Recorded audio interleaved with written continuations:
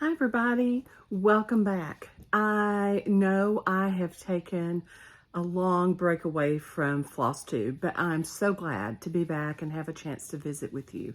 I seem to be on the move all the time, and so it's been very hard to just have a steady, I know I'm going to do a Flosstube every single week, but I visited with my friend Ray and we were talking about floss tubes. And I think I felt that every time I did a floss tube, I needed to show a completely finished new something. And she's like, no, just get on, talk. It doesn't have to be long. Just visit or share something. And she's great. She is just a wonderful presenter.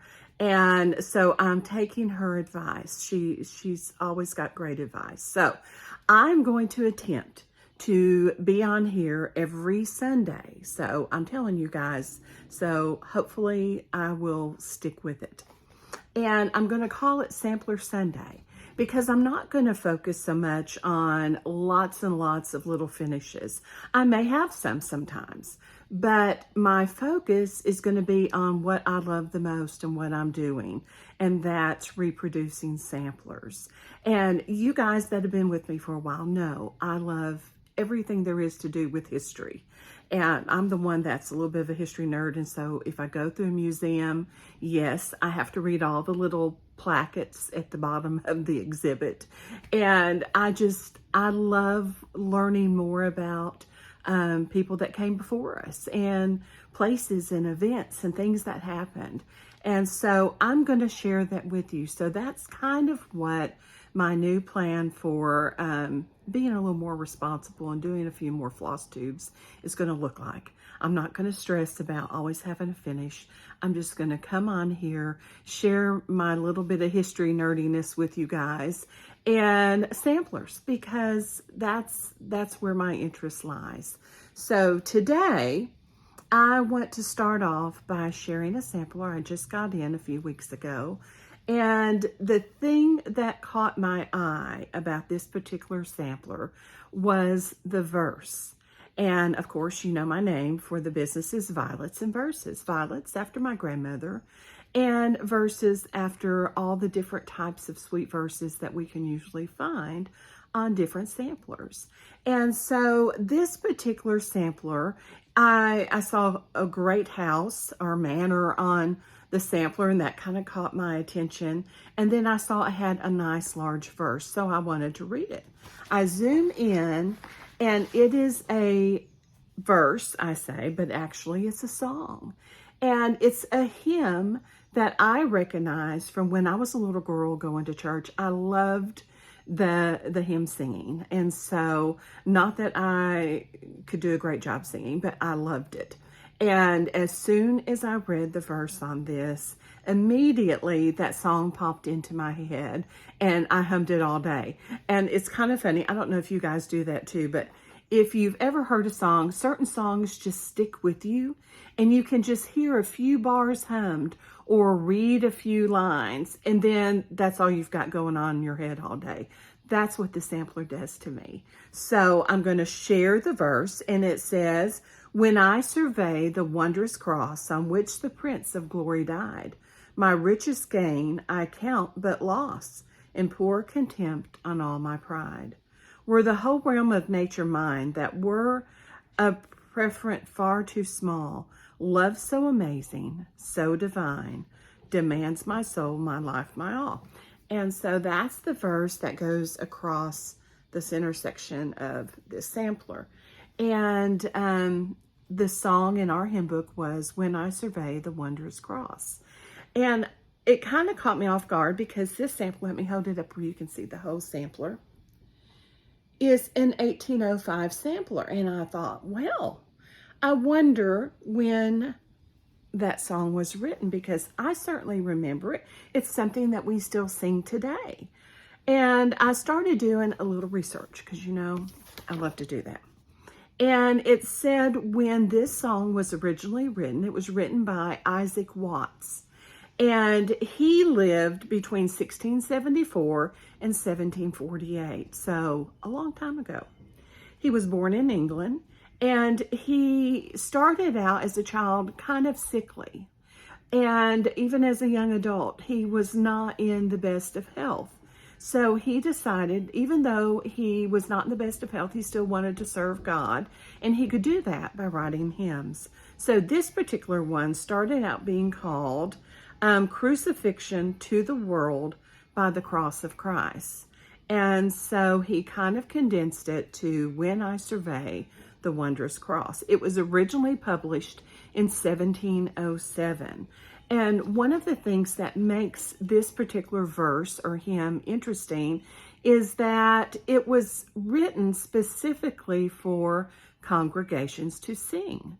Used to, it would have been common to have had a very repetitive type song or psalm that the congregation would just simply repeat. And Isaac Watts felt that the verses in a hymn should have meaning and should also teach the congregation more about God. And so that's why his hymns kind of stood out as being a little bit different for that time period.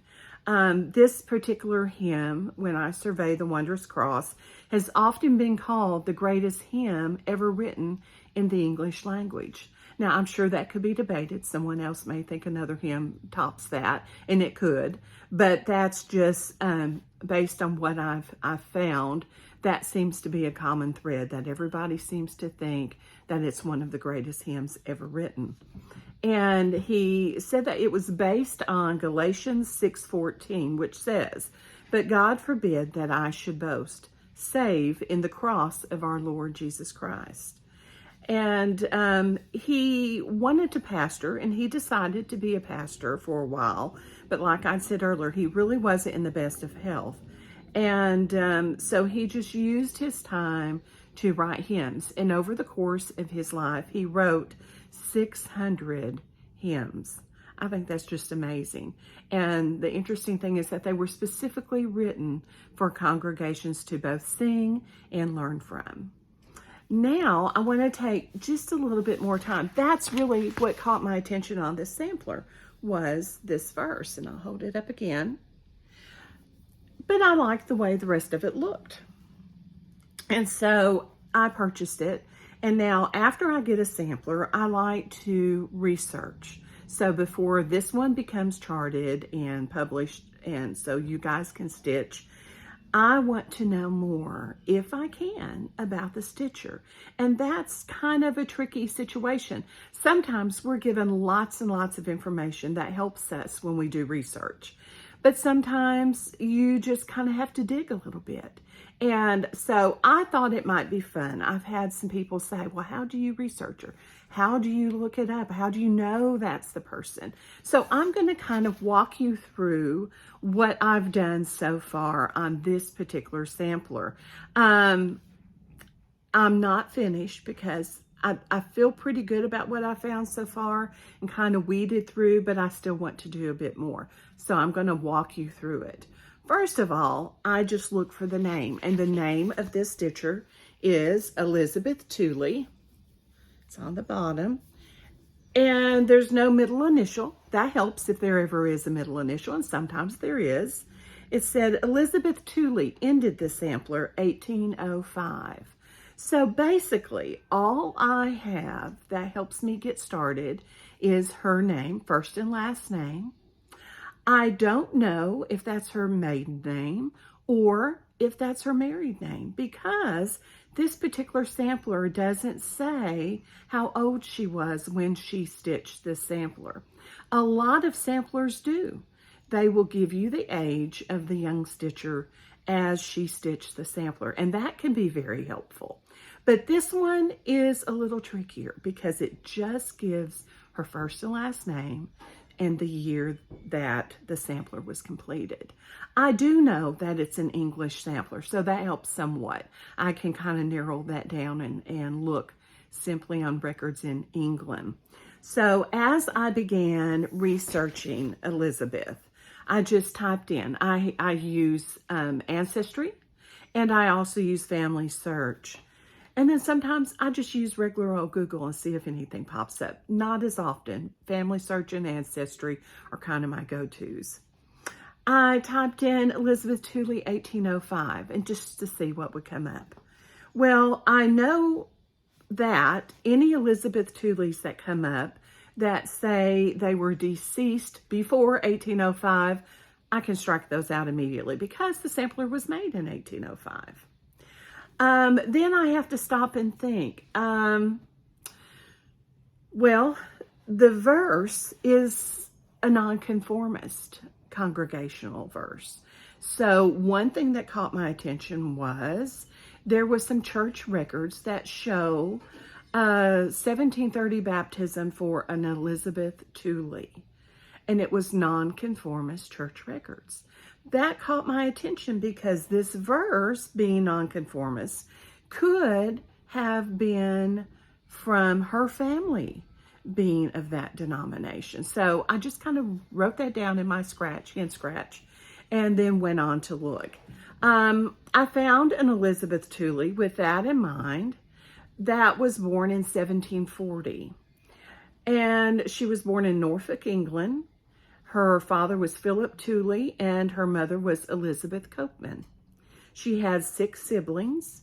There were 2 Johns, and I thought this was interesting.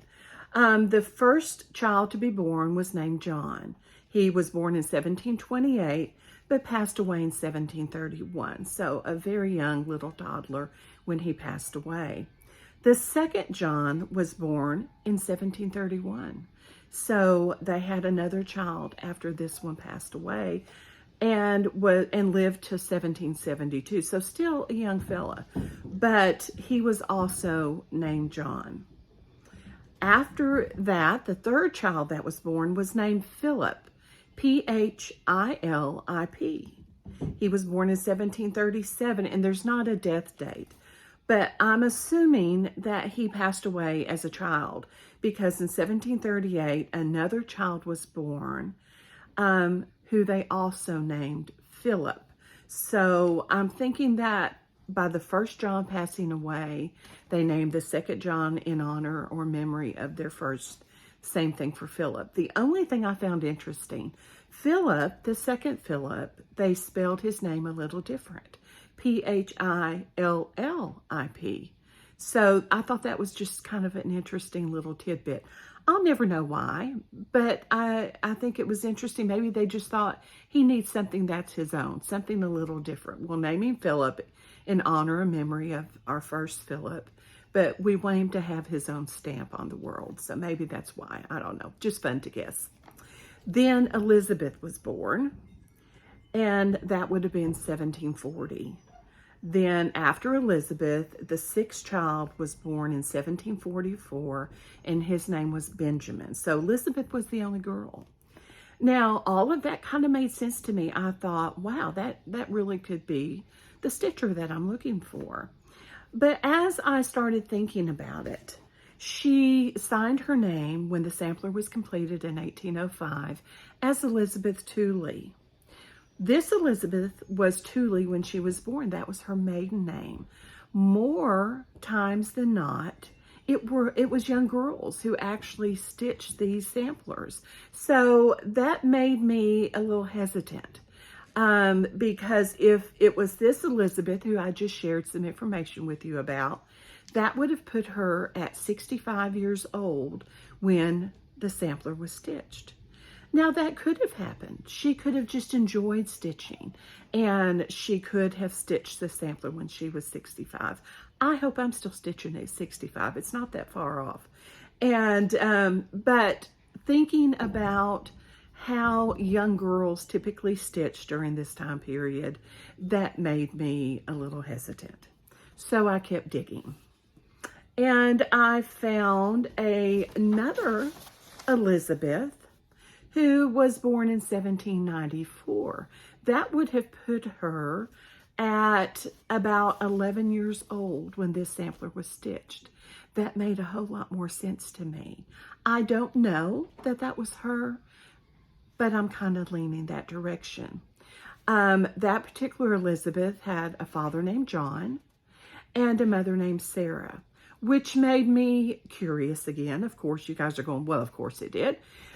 Because the first Elizabeth that I found, remember, she had a sibling named John. So even though that wasn't, or I don't think is the correct Elizabeth Tooley, I'm thinking it might have been her father might be the John that I thought was the original Elizabeth's sibling. So I still have a bit more digging to do. But the age, the time that the sampler was completed makes a little more sense to me. Now, some other things that I look for when I'm doing research on these samplers.